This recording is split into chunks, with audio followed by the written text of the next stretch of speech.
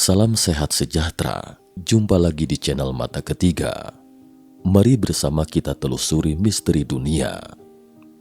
Ketika berbicara tentang Afrika Selatan, hal pertama yang terlintas dalam benak kita mungkin tambang emas. Tetapi masih ada satu tempat yang sangat misterius di Afrika Selatan yang terletak di pegunungan Makoniwa yang luas di timur laut Afrika Selatan. Di pegunungan ini terdapat ratusan tambang emas purbakala. Di atas tambang emas ini terdapat ribuan lingkaran batu yang aneh, membentuk situs lingkaran batu yang menakjubkan. Dari hasil penelitian disimpulkan, situs-situs ini setidaknya telah berusia 75.000 tahun, bahkan mungkin 300.000 tahun sejarahnya, dan dianggap sebagai bangunan manusia tertua di dunia. Dan karena posisi penempatan batu-batu ini, ditemukan tata letaknya digunakan untuk melacak pergerakan matahari, seperti kalender, sehingga dinamai kalender Adam, bahkan masih berfungsi dengan sempurna hingga detik ini. Situs arkeologi kalender Adam oleh para tetua Afrika dikenal sebagai tempat kelahiran matahari, situs pengamatan waktu pada zaman kuno. Arkeolog menyebut Stonehenge Afrika ini dengan nama kalender Adam yang mampu menyelaraskan bintang dan pergerakan matahari. Namun yang membingungkan adalah lingkaran batu aneh ini sepertinya sengaja ditempatkan di tambang emas. Mungkinkah emas pernah menjadi sumber alam berharga yang terkait dengan kalender ini? Atau ada banyak rahasia yang tidak diketahui di sini? Untuk mencari tahu faktanya, kita harus mulai dari sebuah perang di masa lalu. Perang Boer. Untuk diketahui, Perang Boer merupakan peperangan yang terjadi di Afrika Selatan antara Imperium Britania melawan dua Republik Boer merdeka, yakni Negara Bebas Orange dan Republik Transvaal, antara abad ke-19 dan awal abad ke-20. Kita kilas balik dulu ke penghujung tahun 1900-an, Afrika Selatan, ketika penjajah Inggris dan Boer lokal bertempur dengan sengit. Kerajaan Inggris melancarkan salah satu perang termahal dan brutal. Mereka mengirim sekitar 500.000 tentara ke Afrika Selatan untuk bertempur dengan 60.000 prajurit Boer. Dalam bahasa Belanda sendiri, kata Boer berarti petani. Jelas dari jumlah pasukannya, Inggris benar-benar ingin menguasai wilayah ini. Alasan utamanya, karena para penambang telah menemukan Afrika Selatan memiliki deposit berlian terkaya di dunia dan juga merupakan deposit emas terbesar yang pernah ditemukan. Karena penemuan sumber daya mineral yang melimpah inilah, membuat Inggris menaruh perhatian serius yang belum pernah terjadi sebelumnya pada Afrika Selatan, dan pertempuran melawan Boer pun semakin sengit. Meski begitu, mereka justru diseret ke dalam rawa oleh partisan Boer. Bahkan dengan pasukan 500.000 tentara, mereka juga menderita kekalahan dalam banyak pertempuran. Oleh karena itu, untuk sepenuhnya menghilangkan basis aktivitas bangsa Boer, Panglima tertinggi Inggris, Horatio Herbert Kitchener, saat itu memerintahkan agar 136.000 ayah dan anak perempuan, anak-anak dan orang tua bangsa Boer, serta lebih dari 80.000 pelayan kulit hitam dibawa pergi dan dikurung di kamp konsentrasi. Inilah asal-usul kamp konsentrasi. Dengan kata lain, kita selalu mengira bahwa kamp konsentrasi adalah buah karya Hitler, padahal sebenarnya bukan. Model kamp konsentrasi hanya diterapkan secara maksimal oleh Hitler dan kroninya. Perang ini berlangsung 2,5 tahun, dan Inggris harus kehilangan lebih dari 22.000 prajuritnya sebelum bisa menang telak. Ini adalah Perang Afrika Selatan yang terkenal, yang dikenal sebagai Perang Anglo-Boer dalam sejarah. Akhir cerita seperti itu jelas tidak mengejutkan kita. Tetapi insiden misterius yang terjadi selama perang itu telah menjadi fokus perhatian publik. Misteri kereta emas. Pada tanggal 4 Juni 1900, Presiden Republik Buir Afrika Selatan saat itu, Paul Kruger, memerintahkan agar kereta berisi emas untuk berangkat dari markas besarnya ke ibu kota Mozambik. Setidaknya ada ratusan ton emas, bahkan mungkin mencapai 3.000 ton lebih. Tapi anehnya, kereta emas itu tiba-tiba hilang secara misterius di tengah jalan. Konon katanya, Presiden Paul Kruger telah menyembunyikan emas-emas itu agar tidak jatuh ke tangan Inggris. Apa sebenarnya yang terjadi saat itu hingga kini masih menjadi misteri yang belum terungkap. Namun misteri kereta emas ini bukanlah misteri kereta emas Nazi. Selama seabad terakhir, banyak orang menghabiskan banyak energi untuk mencari emas Paul Kruger. Mereka berusaha mencari tahu apa sebenarnya yang terjadi saat itu dan kemana perginya kereta yang hilang itu. Namun pertanyaan lain yang mencurigakan adalah, dari mana sumber emas sebanyak itu? Saat itu, produksi emas di Afrika Selatan tidaklah banyak, sementara di dalam kereta Paul Kruger saat itu mungkin ada ratusan atau ribuan ton, bahkan lebih.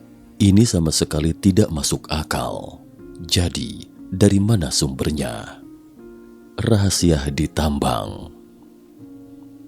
Afrika Selatan merupakan salah satu tempat yang misterius. Selama lebih dari 1 abad terakhir, orang-orang menemukan ribuan tambang emas misterius di dekat kota Barberton, Afrika Selatan. Poros tambang bukanlah jenis poros yang turun secara vertikal, tetapi memotong dari kedua sisi gunung dengan arah yang hampir horizontal. Kemudian emas dapat diekstrak dari sana. Tapi menariknya, mengapa emas berada di kedua sisi gunung dan bukan di bawah tanah? Sejauh ini belum ada yang dapat memberikan jawaban pasti.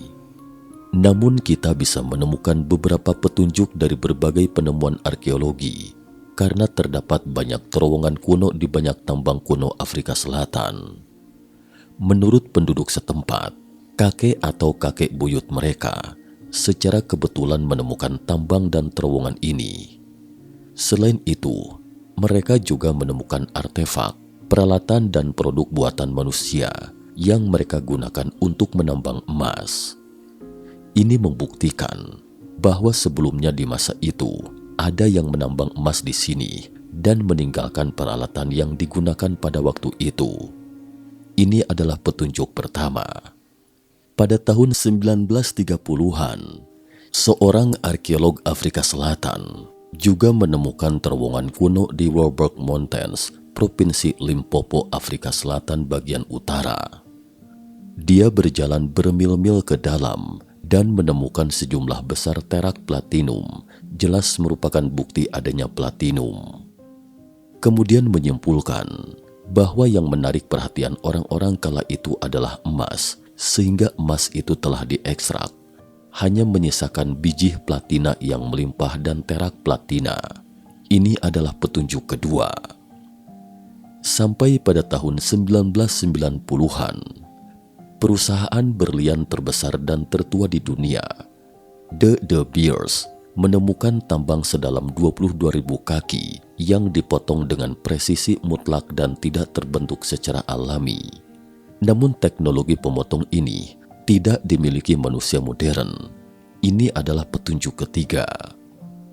Ditilik dari 3 petunjuk di atas, tampaknya selain sejarah peradaban yang diketahui peradaban manusia, masih ada peradaban prasejarah yang lebih awal yang tidak kita ketahui. Jejak emas telah ada sejak lama, dan di atas terowongan tambang ini juga terdapat peninggalan prasejarah yang lebih misterius. Kalender Adam. Pada tahun 2003 silam, John Haine, seorang pilot Afrika Selatan yang sedang terbang di atas perbukitan wilayah Mpumalanga, Afrika Selatan, namun tak disangka terjadi kerusakan pada mesin dan pesawat jatuh di lereng bukit.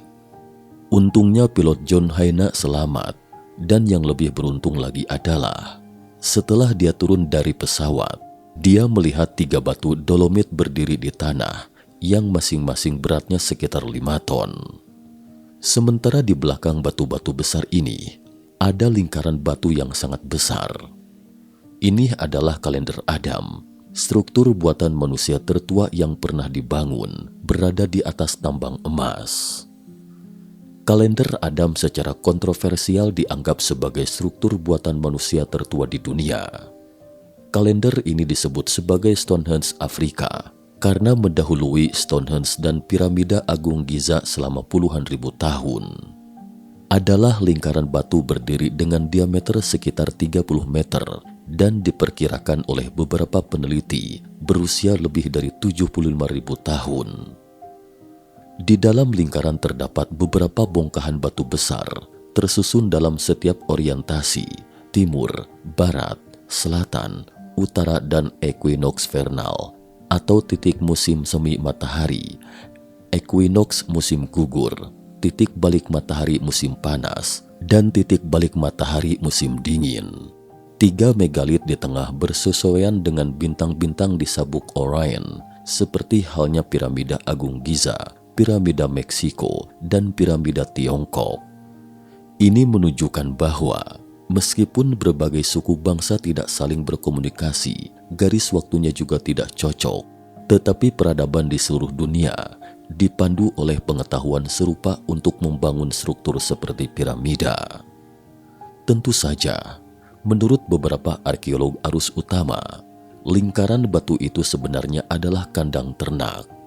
Namun situs sebesar dan serumit itu tidak terlihat seperti lingkungan pertanian. Penjelasan ini sepertinya agak dipaksakan. Para ilmuwan bahkan mengukur suhu bawah permukaan di kedalaman 200 meter mencapai setinggi 80 derajat Celcius, seolah-olah ada gunung berapi di bawah kalender Adam, sementara suhu di luar lingkaran batu turun tajam. Ini benar-benar menakjubkan dan tidak dapat dijelaskan secara sains karena sama sekali tidak ada gunung berapi di sini. Yang paling menarik adalah penelitian ini juga menemukan bahwa kalender Adam saling bersesuaian dengan frekuensi suara dari formasi batuan bumi di bawahnya. Dan seiring perkembangan teknologi modern, para ilmuwan dapat mendeteksi frekuensi suara dari stratum di dalam lingkaran batu tersebut. Frekuensi suara ini membentuk bunga geometris. Ini juga membuat para ilmuwan berpikir bahwa kalender termal Adam mungkin memiliki fungsi konduktif, hanya saja secara sains belum sepenuhnya memahami cara kerjanya. Namun dalam mitos peradaban kuno, sepertinya memberikan jawabannya. Anunnaki. Pada tahun 1976, arkeolog terkenal Sitchin menerbitkan terjemahan pribadinya atas teks-teks Sumeria, dan rangkaian teks terjemahan ini disusun menjadi sebuah buku berjudul The Earth Chronicle Series. Sitchin menyebutkan di dalam bukunya bahwa Anunnaki pernah mengunjungi bumi di masa lalu karena planet mereka membutuhkan emas untuk bertahan hidup. Peristiwa ini terjadi 450.000 tahun sebelum banjir besar. Anunnaki di planet Nibiru menghadapi kepunahan yang lambat dan erosi atmosfer yang serius, sehingga mereka datang ke bumi dengan pesawat luar angkasa untuk mencari tempat perlindungan. Setelah turun ke bumi, mereka menemukan planet bumi ternyata memiliki emas yang mereka butuhkan untuk melindungi atmosfer Nibiru mereka. Jadi Anunnaki kuno menciptakan spesies bernama Homo sapiens yang dijadikan sebagai budak mereka untuk menambang emas. Selanjutnya terkait cerita Anunnaki dalam mitologi Sumeria, sepertinya tidak perlu saya ulas lagi selengkapnya di sini, karena sebelumnya sudah cukup banyak dibahas dalam video mata ketiga. Di sini saya hanya akan melengkapi konten terkait topik hari ini. Berikut mari kita lanjutkan topik terkait di atas. Ketika seorang ahli supersonik Jerman mengukur lingkaran waktu atau jam kalender Adam, nilai terukur dari frekuensi suara yang dihasilkan dalam mesin itu setinggi 30.000 desibel atau bahkan lebih tinggi adalah suara berfrekuensi tinggi yang tidak dapat kita dengar. Energi dan gelombang elektromagnetik ini juga memiliki efek amplifikasi yang lebih besar pada gelombang harmonik dan mirip dengan prinsip teknik laser saat ini, sehingga strukturnya kemungkinan besar memiliki fungsi perjalanan waktu. Kita tahu bahwa prinsip kerja mesin waktu didasarkan pada teori relativitas Einstein. Pertama, diperlukan sebuah jalur magnet dengan panjang 100.000 meter untuk meningkatkan kecepatan mesin waktu menjadi kecepatan cahaya.